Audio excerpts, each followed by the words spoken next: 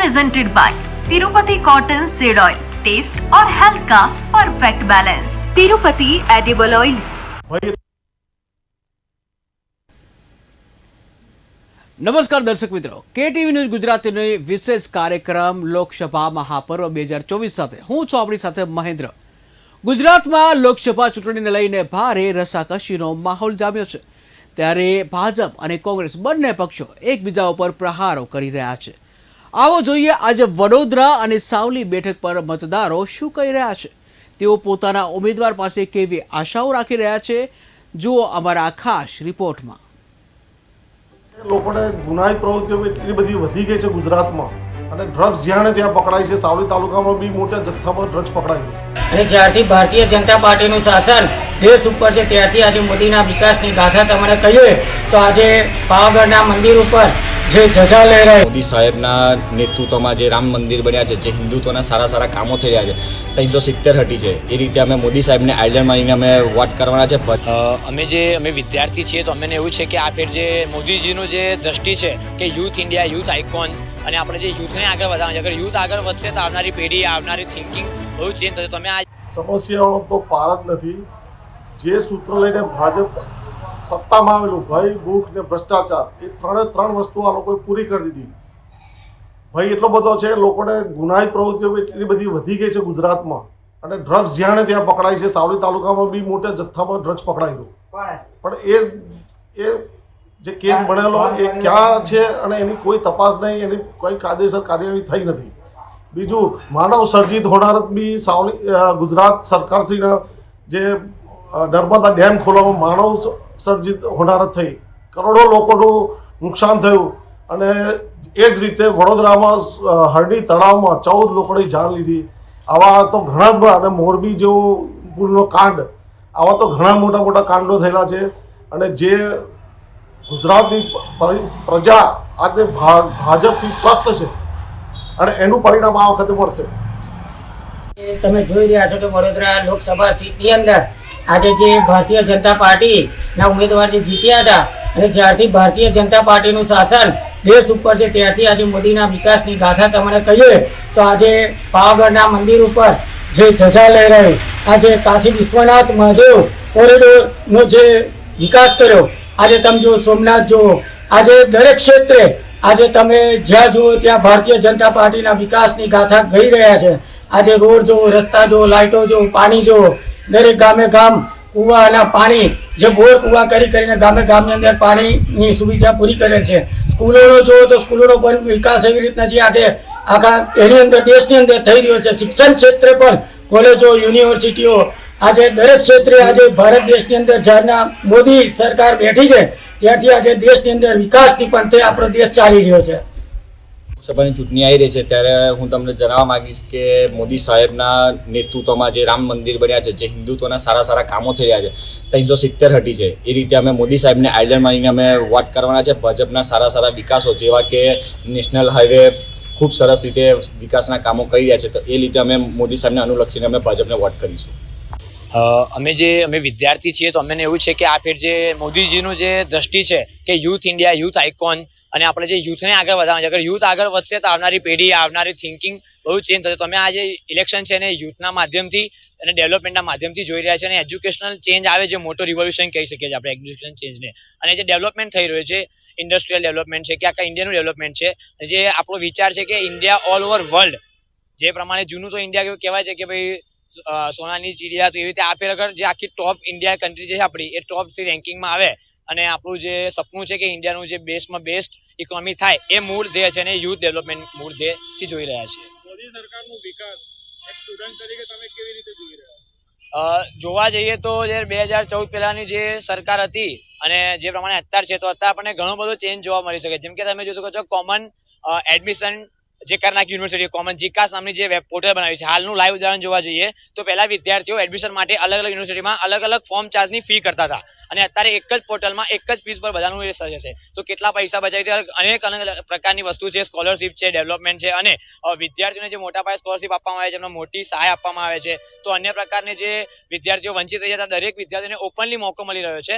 તો એના માટે હું મોદી સરકારનું આભાર વ્યક્ત કરીશ. જે રીતે આ વખતે મોદી સરકારનું સૂત્ર છે 400 ની પાર આ વખતે આવશે, શું કહેશો એના માટે?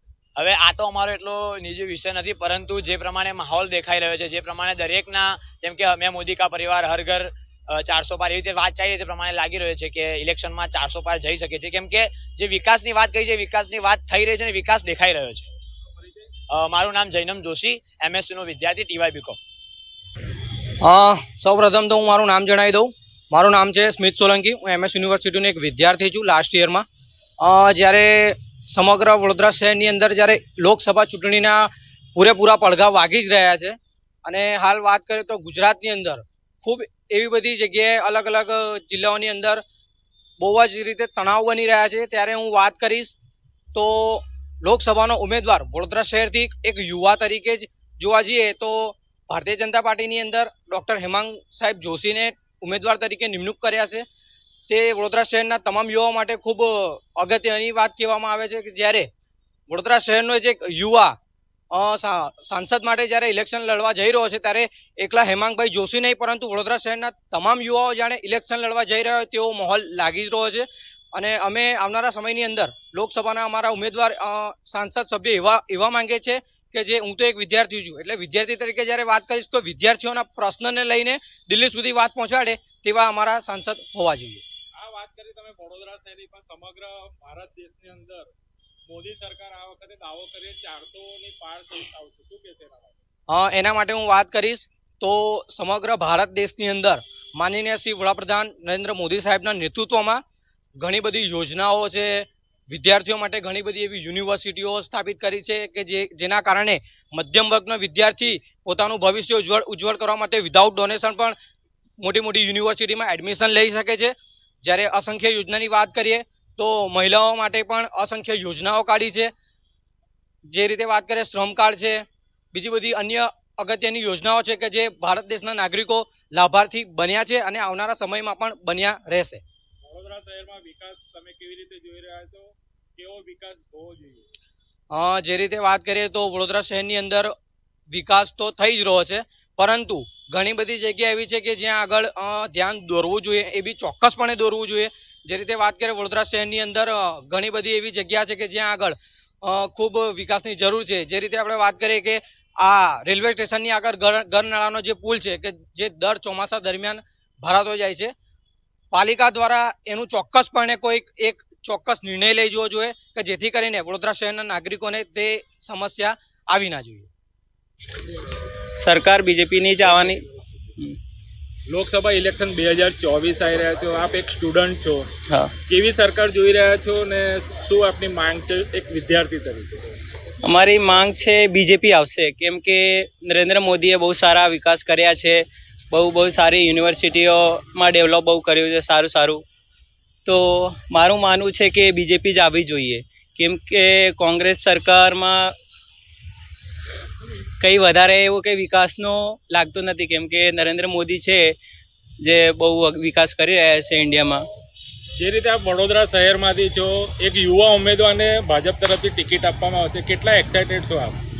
બહુ સારું છે યુવા નેતાઓને ટિકિટ આપવામાં આવે, કેમ કે યુવા શક્તિ હોય તો એને વધારે જોશ હોય કાર્ય ડેવલપ કરવામાં. જે રીતે ભાજપ સરકારે સ્ટુડન્ટ માટે કંઈક ને કંઈક સારી યોજનાઓ લઈ આવ્યા છે, તમને શું બેનિફિટ મળ્યો છે? બધાને બહુ સારું બેનિફિટ મળ્યું છે, કેમ કે નવી સ્કીમો આવી છે અને ફાર્મરોને, ખેડૂતોને પણ બહુ ફાયદો થયો છે બીજેપી આવે ત્યારે. શું નામ તમારું? પ્રવીણ ચૌધરી. મારું નામ અતુલ ગામેચી છે. જે રીતે પૂરા ભારતમાં લોકસભાની ચૂંટણી આવી રહી છે, થનગનાટ વ્યાપી ગયો છે. વડોદરા શહેરમાં પણ લોકસભાની ચૂંટણી આવી ગઈ છે અને આ ચૂંટણી જોતા વડોદરા શહેરમાં જોવા જઈએ તો વાતાવરણ એકદમ નીરસ છે. નીરસ થવાનું એક કારણ પહેલું એ છે કે જે લોકસભાનો ઉમેદવાર મૂકી રાખે ભારતીય જનતા પાર્ટી તરફથી, તેની અંદર માન્ય રંજનબેન ભટ્ટને પહેલાં ટિકિટ આપવામાં હતી, પછી ક્યાંક વિરોધ વંટોળ થયો, એ ટિકિટ કાપીને અત્યારે કોઈક જોશી સાહેબને આપી છે, જે ક્યાંક પોરબંદરના રહેવાસી છે, વડોદરા શહેરથી દૂરના છે, વડોદરા શહેરને ઓળખતા નથી, વડોદરા શહેર એમને ઓળખતું નથી. જોવા જઈએ તો કોંગ્રેસ પક્ષમાં પણ આ રીતનું જ બન્યું છે કે વડોદરા શહેર કે સાવલી વાઘોડિયા વિધાનસભા જેવો છે એમાંથી કંઈક ઉમેદવાર રાખ્યા હોત તો ખાસા બધા મત એમને મળી જતા, પરંતુ કોંગ્રેસના ઉમેદવાર પણ પૂર્વ ધારાસભ્ય અને તે પણ પાદરાના છે. એટલે વડોદરા શહેરના મતદારો તો છોડો, જે રાજકીય પક્ષો છે એમના જે કાર્યકરો છે એ ખુદ નારાજ છે. અને વડોદરા શહેરમાં ચૂંટણીને લઈને, અને એ પણ લોકસભાની ચૂંટણી, અને એ પણ માન્ય પ્રધાનમંત્રીની કર્મભૂમિ છે, ત્યાં એકદમ નીરસ વાતાવરણ હાલમાં દેખાય છે. જે રીતે પ્રધાનમંત્રીની વાત કરી, શું વિકાસ ગાથા વડોદરામાં દેખાઈ રહી છે તમને? વડોદરામાં વિકાસ ગાથા દેખાતી હોત તો માન્ય મુખ્યમંત્રી સાહેબ જે મોટી ટકોર કરીને ગયા કે અમદાવાદનો વિકાસ થયો, સુરતનો વિકાસ થયો, વડોદરા શહેર પાછળ કેમ. તેના બાદ માન્ય ભારતીય જનતા પાર્ટીના પ્રદેશ પ્રમુખ આવ્યા, એમણે પણ ટકોર કરી. એટલે કે પ્રધાનમંત્રીનું જે સપનું હતું વડોદરા શહેરને બનાવવાનું, વડોદરા શહેરને સ્માર્ટ બનાવવાનું, એ સપનું એમના જે પણ આ ભારતીય જનતા પાર્ટીના આજ દિન સુધીના નગરસેવકો, ધારાસભ્યો, સાંસદો દ્વારા વડોદરા શહેરને વિકાસની દ્રષ્ટિમાં કશે પણ આગળ લઈ ગયા નથી. માન્ય પ્રધાનમંત્રીનું જે સપનું હતું કે શાંઘાઈ બનાવવાનું, શાંઘાઈ નહીં પરંતુ ગંધાઈ જેવું વિશ્વામિત્રી નદીને પણ ખરાબ કરી નાખી, વડોદરા શહેરના તળાવ પણ ખરાબ કરી નાખ્યા, વડોદરા શહેર સંસ્કારી નગરી, મચ્છર નગરી બનાવી દીધી, વડોદરા શહેર ખડોદરા. એટલે ઘણા ઉપનામ માન્ય પ્રધાનમંત્રીની કર્મભૂમિને આ શાસકોના જે નાકામયાબ નગરસેવકો, નાકામયાબ ધારાસભ્ય, નાકામયાબ સાંસદ દ્વારા મળી ગયા છે. જે રીતે સરકાર કોઈની પણ આવે, સામાન્ય નાગરિકને મોંઘવારી નડતી હોય છે, મોંઘવારી વિશે શું કહેશો? મોંઘવારીમાં તો હું એક વાત કહીશ કે જ્યારે કોંગ્રેસનું શાસન હતું ત્યારે ભારતીય જનતા પાર્ટી દ્વારા સખત વિરોધ કરવામાં આવતો હતો. કોઈ બહેન હતા જે ગેસનો સિલિન્ડર લઈને બેઠા હતા, લાકડા લઈને બેઠા હતા અને જણાવતા હતા કે ગેસનો ભાવ ઓછો કરીશું. ઘણી બધી ચર્ચાઓ કરી હતી. કોઈ એક બાબા હતા, આમ આંખો પટપટાવતા હતા, એ એવું કહેતા હતા કે 35 का चाहिए, 40 का चाहिए, 35 का चाहिए, 50 का चाहिए. ભારતીય જનતા પાર્ટી આ કીધું 35 એટલે લોકોને એટલા ગુમરાહ કરી દીધા. વિકાસની દ્રષ્ટિએ નહીં પણ મોંઘવારી પુષ્કળ પ્રમાણમાં થઈ ગઈ ભારતીય જનતા પાર્ટીના શાસનમાં. બેરોજગારોની સંખ્યા ભારતમાં એટલી થઈ ગઈ, વધી ગઈ છે, ગુજરાતમાં વધી ગઈ છે. શિક્ષણ જ્યાં કથળતી સ્થિતિમાં ગુજરાતનું થઈ ગયું છે. સાથે જોવા જઈએ તો હાલમાં જે મહિલાઓ છે એમને આજીવિકા એટલે કે આશા વર્કર છે, આંગણવાડી વર્કર છે, એ પણ જે મહેનતો કરી રહ્યા છે એમને પણ કાંઈ મળતું નથી. એટલે મોંઘવારી, બેરોજગારી, ભ્રષ્ટાચાર, મોંઘું શિક્ષણ પૂરા ભારતમાં થઈ ગયું છે. એટલે આ વર્ષે જોવા જઈએ તો આ લોકસભાની ચૂંટણીમાં મતદારોનો ક્યાંક ને ક્યાંક મિજાજ અલગ આવશે, કંઈક અંડર કરંટ થોડોક તો ચાલવો જોઈએ. વડોદરામાં વિકાસ, અમુક જગ્યાએ ભ્રષ્ટાચાર પણ છે, અમુક જગ્યાએ થયો છે, શું કહેશો આ બાબતે? વડોદરામાં વિકાસ તો બિલકુલ નહીં થયો. વિકાસની જગ્યાએ ચિકાસ થઈ ગયો, અને ચિકાસ એટલે ભ્રષ્ટાચારનો ચિકાસ થઈ ગયો. કોઈ પણ પ્રોજેક્ટ આવે એમાં નગરસેવક હોય, ધારાસભ્ય હોય, સાંસદ હોય કે ભારતીય જનતા પાર્ટીના જે પણ કાર્યકરો હોય, એમનો તમામનો એક હિસ્સો, એક ટકાવારી ના કારણે વડોદરા શહેરમાં ભ્રષ્ટાચાર વધ્યો. વડોદરા શહેરના રોડ રસ્તા સારા નથી બની રહ્યા. વડોદરા શહેરના તળાવો ગંદા ગોબરા થઈ રહ્યા છે. પવિત્ર વિશ્વામિત્રી નદી જે રીતના શુદ્ધ હતી એ અત્યારે ગંદી ગોબરી થઈ ગઈ. એટલે કે કહેવા જેવું છે કે વડોદરા શહેર માન્ય પ્રધાનમંત્રી જે કર્મભૂમિ હતી, પ્રધાનમંત્રીનું શાંઘાઈનું જે સપનું હતું એ શાંઘાઈ ન પડ્યું, પરંતુ આ નગરસેવકો, ધારાસભ્યો અને સાંસદો દ્વારા વડોદરા શહેરને ગંદુ ગોબરું અને વિકાસની દ્રષ્ટિમાં ઘણા ગામડાઓ આગળ આવી ગયા, પરંતુ વડોદરા શહેર પાછળ રહી ગયું. શું માનો છો પ્રશાસન તરફથી નોટાનો પ્રચાર નથી થઈ રહ્યો? જોવા જઈએ તો જે રીતે સુપ્રીમ કોર્ટનો આદેશ કરવામાં આવ્યો, આદેશ બાદ કોઈ પણ ચૂંટણી હોય તેમાં છેલ્લું બટન નોટાનું એટલે નન ઓફ ધી અબવ, એનો મતલબ એ છે કે કોઈ પણ ઉમેદવાર પસંદ ન હોય તો છેલ્લું બટન દબાવો. આના માટે દર વર્ષે જે પણ ચૂંટણી હોય, વડોદરા મહાનગરપાલિકાની, વિધાનસભાની, લોકસભાની, પંચાયતોની ચૂંટણી હોય, એમાં પ્રચાર પ્રસાર કરવાનો હોય છે, પરંતુ શાસનમાં બેઠેલા સત્તાધીશો, જે તે ચૂંટણીના અધિકારીઓ હોય છે, મુખ્ય અધિકારીઓ, આનો પ્રચાર પ્રસાર કરતા નથી.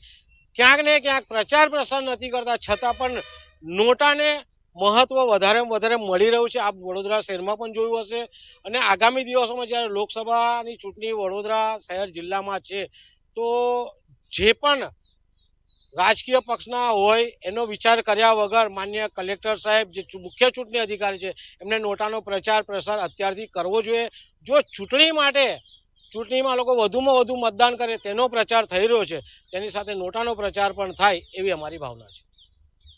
મોદી સરકારના આ ગયા 5 વર્ષોમાં બહુ બધા વધારે પડતા કામ કર્યા છે અને એમાં ઘણા બધા એવા કામો છે જેમ કે વડોદરામાં ઇન્ટરનેશનલ એરપોર્ટ બનાવી આપ્યું છે એમને, અયોધ્યામાં રામ મંદિર બનાવ્યું છે જે એટલા વર્ષોથી નહોતું બનતું એ કાર્ય એમને સક્ષમ કરીને બતાવ્યું છે. પછી ભારતમાં બુલેટ ટ્રેન લઈ આવ્યા છે, જે હાઈવેઝ બન્યા છે, દિલ્હી ટુ મુંબઈ હાઈવે બની ગયું છે એકદમ, જે આજ સુધી કોઈએ નહોતું કામ કર્યું એવા કામો બધા મોદીએ કર્યા છે. શિક્ષણ ક્ષેત્રે એમને બહુ સારું કર્યું છે. સરકારી કોલેજો બધી જે એટલા ટાઈમથી નથી કંઈક એટલું બધું શિક્ષણ નહોતું એમાં બી અત્યારે હાઈ એજ્યુકેશન મળે છે બધાને, પ્રાઇવેટ કોલેજ જેવું જ. મોદી સરકારના કામોમાં તમને કયા સારા કામ? મોદી સરકારના કામોમાં અયોધ્યાનું છે, રોડ્સનું કામ એમને કરાયું છે, બધું બહુ સારું કરાયું છે. એ ટ્રાફિકને લગતા કામો એમને બહુ સારા કરાયા છે સિટીઝમાં. પછી એરપોર્ટ્સ બની ગયા છે, બરોડામાં જ્યાં ઇન્ટરનેશનલ એરપોર્ટ નહોતા એમને એરપોર્ટ બનાવી આપ્યું છે, એટલે કે એના માટે અમને બરોડાથી બહાર કશે ના જવું પડે જ્યાં ઇન્ટરનેશનલ ફ્લાઇટ્સ લેવી હોય તો. વાસુ સુથાર. જે રીતે વાત કરવામાં આવે તો વડોદરા શહેરમાં રંજનબેન ભટ્ટ દ્વારા જે બેદરકારી બેરોજગારીને વધારવામાં આવી છે, જે કૌભાંડો કરવામાં આવે છે, જે રીતે સરકારી જમીન પર કબજો કરવામાં આવે કે બીજા એજ્યુકેશન પોલિસીને લઈને જે કૌભાંડો કરવામાં આવે છે ખૂબ જ શરમજનક વસ્તુ છે. તો આ વખતે જ્યારે એમને ટિકિટ ભાજપ સરકાર દ્વારા આપવામાં આવી ત્યારે વડોદરા શહેરના જે નાગરિકો હતા એમના દ્વારા ખૂબ જ વિરોધ કરવામાં આવ્યું અને ક્યાંક ને ક્યાંક એમને પણ ખ્યાલ આવી ગયું હતું કે આ વખતે મારું મેળ પડવાનું નથી વડોદરા શહેરમાં. તો ભાજપ સરકારે એમની ટિકિટ કાપીને બીજા હેમાંગભાઈ જોશીને આપવામાં આવ્યું છે. પણ આ વર્ષે તો વડોદરા શહેરના નાગરિકો પરિવર્તન માંગે છે અને ક્યાંક ને ક્યાંક જોવા જઈએ તો 30 વર્ષમાં ભાજપે તો ગુજરાતમાં કૌભાંડો જ કરવામાં આવે છે. જે રીતે તમે વાત કરવામાં લઈ લો કે એક પણ ગવર્મેન્ટ યુનિવર્સિટી નહીં ખોલવામાં આવી, ક્યાંક ને ક્યાંક જોવા જઈએ તો બેરોજગારી વધારવામાં આવી છે. જે રીતે વાત કરવામાં આવે તો નાગરિકતા તરીકે હું તો એજ્યુકેશન પોલિસીને લઈને આગળ વધું છું, કેમ કે હું પોતે પણ એક વિદ્યાર્થી છું. આ વખતે કોમન એક્ટ યુનિવર્સિટી જે ગવર્મેન્ટ દ્વારા બિલ પાસ કરવામાં આવ્યું છે એમાં જોવા જઈએ તો ક્યાંક ને ક્યાંક પ્રાઇવેટ યુનિવર્સિટીને ખાનગી યુનિવર્સિટીને એડમિશન આપવાની વાત થઈ રહી છે. 100% શિક્ષણ પ્રત્યે તો મને મોંઘવારી નથી જ છે, કેમ કે જે બીકોમ કોમર્સ તરીકે મહારાજા સયાજીરાવ યુનિવર્સિટીમાં જે 6-7 હજારમાં બીકોમ ફર્સ્ટ યરની ફીસ હતી એ ક્યાંક ને ક્યાંક 10,000 સુધીમાં 15,000 સુધીમાં વધારવામાં આવી છે. એડમિશનો ઘટાડવામાં આવે છે, ક્યાંક ને ક્યાંક એડમિશનો ઘટાડવાની વાત જોઈએ તો એને ખાનગી યુનિવર્સિટીને એડમિશન આપવામાં આવી રહ્યા છે सरकार द्वारा. पहले के कुछ सालों में जो विकास के काम हुए वो काफ़ी हद तक अच्छे हुए और अगर इस बार भी सरकार दोबारा आती है तो मुझे लगता है कि कहीं ना कहीं इससे भी काम आगे अच्छे हो सकते हैं, क्योंकि बहुत सारी जगह पे जो डेवलपमेंट के काम है वो बहुत तरीके से अच्छे हुए, बहुत ही पॉजिटिव रिजल्ट देखने को मिला हर राज्य में कहीं ना कहीं, क्योंकि बैकवर्ड क्लासेस से जो उनको भी आने का बाहर आगे मौका मिला है, जिसकी वजह से उन्होंने अपनी प्रोग्रेस दिखाई है. जो कि स्टूडेंट्स के हित में जो काम हुए हैं वहाँ पे एजुकेशन सिस्टम में बदलाव किए गए, जिससे कि हमारी जो डिग्री होगी उससे हमें फ़ायदा मिलेगा जॉब के लिए. तो जॉब अपॉर्चुनिटीज़ भी काफ़ी हद तक अच्छी की गई है. बैकवर्ड क्लासेस को आगे आने का मौका मिला है. जो पास्ट के सोसाइटीज़ थी, जो बैकवर्ड सोसाइटीज़ थी, उनको अपना परफॉर्मेंस देने का मौका मिला है. जॉब अपॉर्चुनिटीज़ में नए नए जॉब के तरीके निकाले हैं. टेक्नोलॉजी के मामले में AI का इंटेलिजेंस का उपयोग किया गया है, जिसकी वजह से काफ़ी हद तक जो हमारी डेवलपमेंट थी, GDP थी, वो कहीं ना कहीं आगे बढ़ी है. ट्रेनिंग के मामले में भी बहुत आगे गई है, डेवलपमेंट के मामले में बहुत आगे. हम धीरे धीरे दिन पर दिन विकास कर रहे हैं, प्रोग्रेस हमारी हो रही है, डेवलपमेंट हो रहा है जगह जगह. कहीं ना कहीं कुछ काम रुके हुए हैं जो आने वाले सालों में मुझे लगता है कि ये काम आगे और अच्छे से होंगे और बेहतर तरीके से होंगे. वो तो हमारे जो यंगस्टर्स है वो देखेंगे कि किसका काम अच्छे तरीके से हुआ है, किसने उनकी सुविधाओं का ध्यान रखा है, किस सरकार ने उनके बेसिकल नीड्स को जो है ध्यान में रखते हुए काम किया है. तो वो यंगस्टर्स अपने तरीके से अपना मत देते हुए अपनी सरकार लाएंगे और जो उनके सरकार हित में काम करेगी उसी को इस बार चांस मिलेगा. महंगाई भी कहीं ना कहीं किसी न किसी राज्य में कहीं कहीं कम हुई है, कहीं बढ़ी है. इकोनॉमिक क्राइसिस कहीं ना कहीं आए हैं, जिसकी वजह से डेवलपमेंट में भी कहीं ना कहीं रुकावट हुई है, लेकिन उस पे भी काम किया जा रहा है. सरकार ने उसको भी ध्यान में रखा हुआ है और आगे वाले आने दिनों में जो कि डेवलपमेंट का काम अच्छे तरीके से होगा, इसी ऐसी हमारी सोच है. पंकज जायसवाल. वर्तमान सरकार से कामगिरी केवी है? વર્તમાન સરકારની જે કામગીરી છે ખૂબ જ સારી છે અને સરાહનીય છે. લોકો એ કામગીરીને આવકારી રહ્યા છે અને ઈચ્છે છે કે આ જે સરકાર છે આવનારા સમયમાં આ કન્ટિન્યુ રહે. ઇલેક્શન આવી રહ્યું છે, કોની સરકાર બની શકે?